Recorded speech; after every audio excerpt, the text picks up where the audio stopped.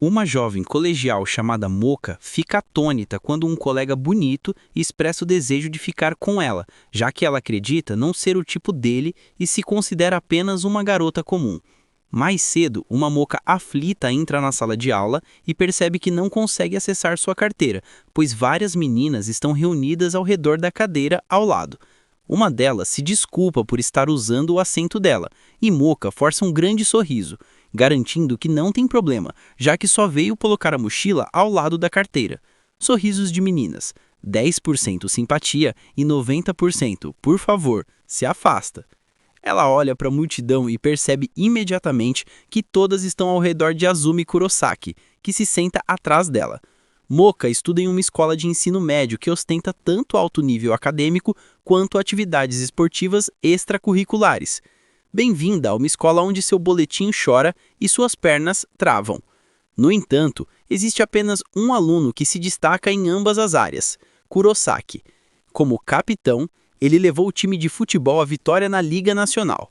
Além disso, é alto e bonito, o que deixa as meninas enlouquecidas. Dizem até que ele tem fã-clubes em outras escolas. O cara tem mais fãs que o teto. Todas as manhãs, as garotas apaixonadas o cercam apenas para chamar sua atenção. Mas, secretamente, isso irrita Moca. Uma vez, sua amiga Azami a incentivou a espantar aquelas meninas de seu território. Mas Moca, hesitante, não conseguiu. Afinal, todos querem estar perto de Kurosaki, que é praticamente um imã humano. Aviso: o campo magnético pode causar danos emocionais. A amiga de Moca não entende como um rapaz tão frio pode ser tão popular. Ela aponta para o amigo dele, Uda, que lida com as garotas como se fosse o gerente social de Kurosaki. Moca percebe seu completo desinteresse pelo sexo oposto, apesar da popularidade. Uda, o homem, o mito, o repelente de pessoas. Há uma frieza em suas respostas, mas logo ele tenta disfarçar com um sorriso. A amiga de Moca conclui que Kurosaki é apenas um desperdício de boa aparência. Já Moca se pergunta se ele fica frustrado todas as manhãs por causa daquela multidão. Kurosaki acorda e escolhe sofrer em silêncio. Moca pensa que ser popular pode ser estressante, mas logo deixa de lado, pois não é da sua conta. De repente, ele se vira para ela e seus olhares se encontram. Há uma grande pergunta nos olhos dele, facilmente compreendida por ela. Para disfarçar o constrangimento, Moca força um sorriso bobo. Na dúvida, sorria como um pinguim confuso. Para sua surpresa, ele sorri de volta. A pobre Moca fica tão nervosa que mal consegue sorrir direito. Felizmente, a Bela da turma intervém e ela recupera seu assento.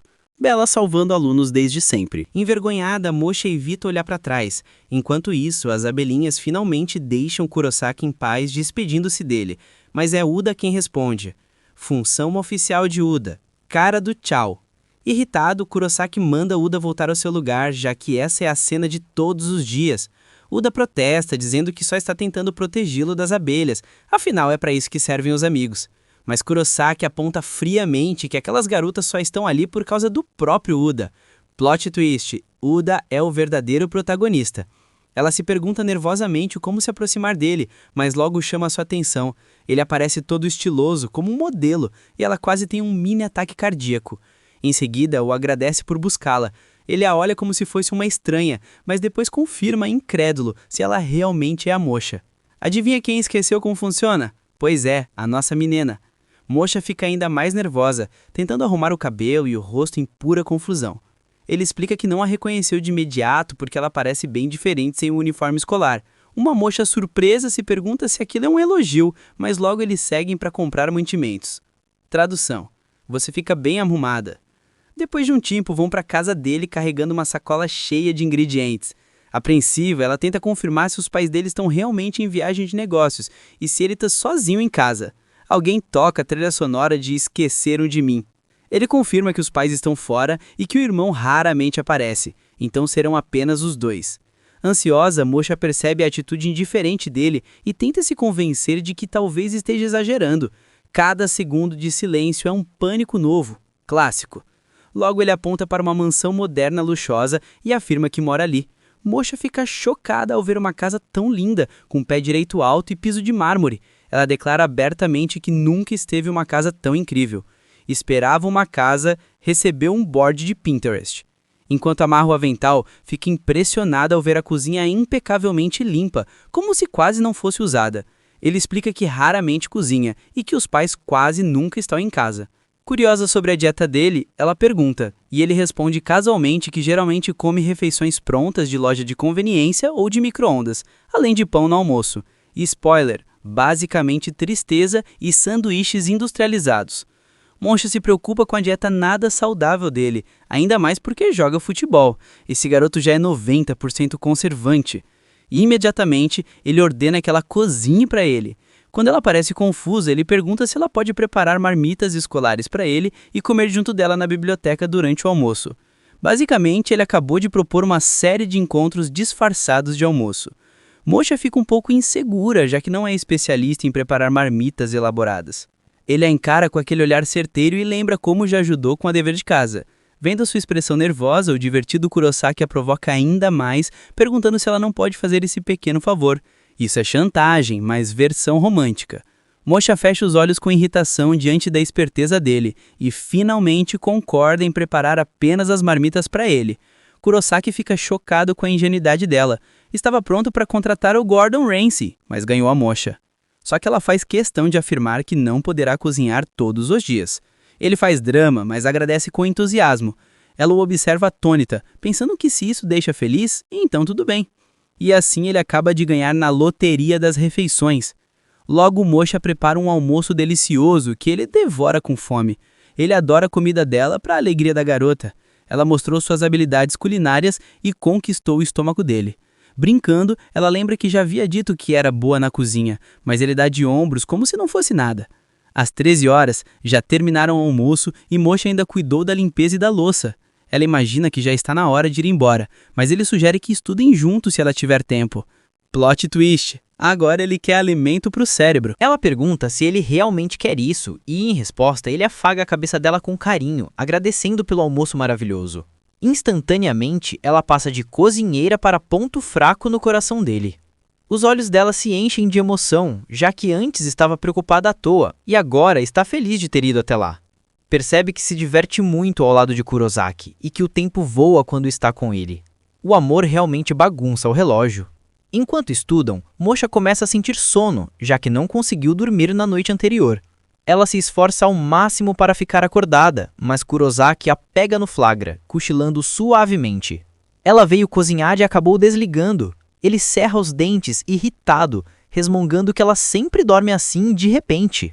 Como resposta, Moncha sorri inconscientemente e solta soninhos. Até dormindo ela se constrange como uma profissional. Kurosaki, corado, a encara sem piscar. Então puxa a cadeira dela mais perto e sussurra que ela não deveria se expor assim. Senhor, ela está tirando um cochilo, não assinando o contrato de aluguel. O tempo passa e Kurosaki acaba adormecendo ao lado dela. Seu rosto fica a poucos centímetros do dela enquanto a observa fascinado. Os olhos se arregalam de surpresa quando ela sorri inconscientemente no sono. A cena inocente rapidamente se transforma em clima romântico. Ele fica perturbado com a onda de emoções, mas logo se afasta com um suspiro irritado. Então passa os dedos suavemente pelos cabelos dela e se perde em lembranças. Recorda o dia em que a conheceu, no inverno do segundo ano do ensino médio. Moncha não o despreza nem um pouco.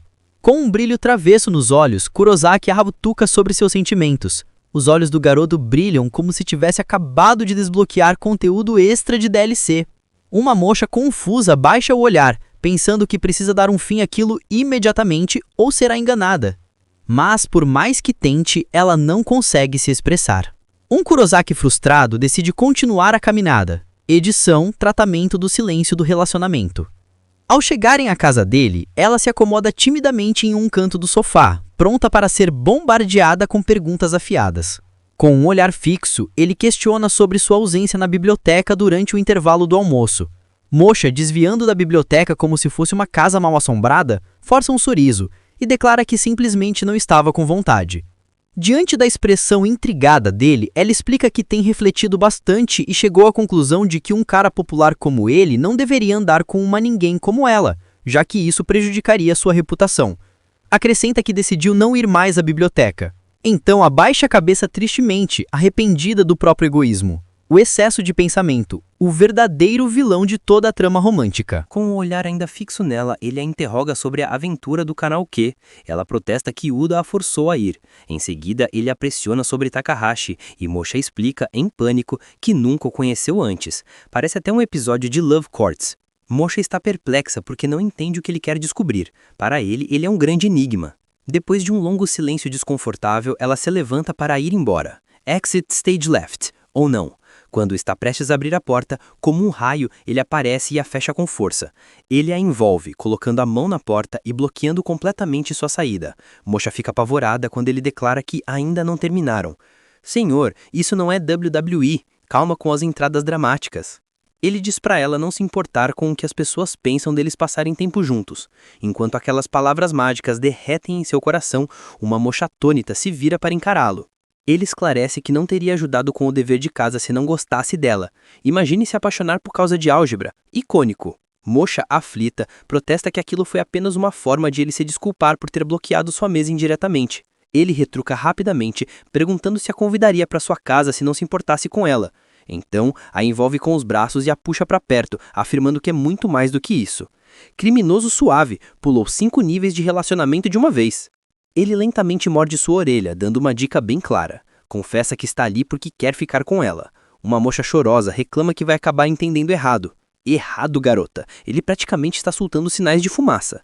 Ele a tranquiliza, dizendo que ela não está interpretando errado e que não está mentindo sobre seus sentimentos. Quando ela ainda mostra descrença, ele cai na gargalhada, exclamando que ela certamente precisa de provas para acreditar.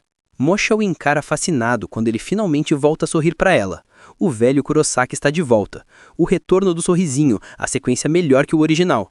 Entre lágrimas, ela explica que seu maior medo era ser odiada por ele caso seus sentimentos viessem à tona. Finalmente, ela confessa seu amor e pergunta se ele realmente aceita sua companhia. Ele a envolve num abraço apaixonado em resposta. Cue a música de K-drama e o vento em câmera lenta. Ela fica maravilhada ao ouvir o coração dele batendo forte e alto igual o dela. Mais tarde, tomando chá, sente como se estivesse vivendo um sonho. Agora, eles são oficialmente um casal. De repente, ele suspira irritado, reclamando de receber muitas notificações. Até o romance sofre com problemas de Wi-Fi. Mosha imagina que talvez sejam mensagens de Uda, já que eles saíram do karaokê de um jeito bem suspeito, deixando todos chocados. Ansiosa sobre o próximo passo, ela se surpreende quando ele a encara fixamente. Mudança de humor bloqueado. Ele exige saber por que ela chama Uda pelo primeiro nome enquanto ainda o chama de Kurosaki. Divertida, ela explica que todos o chamam assim e que ele também detesta ser chamado de Izumi. Com seriedade, ele ordena que, de agora em diante, ela o chame de Izumi. Missão: atualizar o apelido. Status: complicado. O coração de Mosha dispara com o olhar penetrante dele. Ele se aproxima e morde sua orelha novamente, insistindo para que o faça. Um esquilo romântico mordiscando. Ela treme diante da insistência, mas ele segura seu rosto mais perto e exige que diga. Quando finalmente sussurra o nome dele, instantaneamente ele puxa para um beijo apaixonado. Uma Mosha chocada cora intensamente, mas ele a beija ainda mais ardentemente. Enquanto ela respira com dificuldade pela emoção, ele confessa seu amor novamente e a envolve num abraço apertado. Plot twist: eles pularam até o soft lunch. Mosha corada fica sem palavras porque nunca tinha visto esse lado tão apaixonado dele. Enquanto ele continua a expressar seu amor, sua expressão doce a deixa tonta. Ela veio pedir ajuda com o dever de casa e ganhou uma história de amor completa. Eis-me aqui, negava meu amor.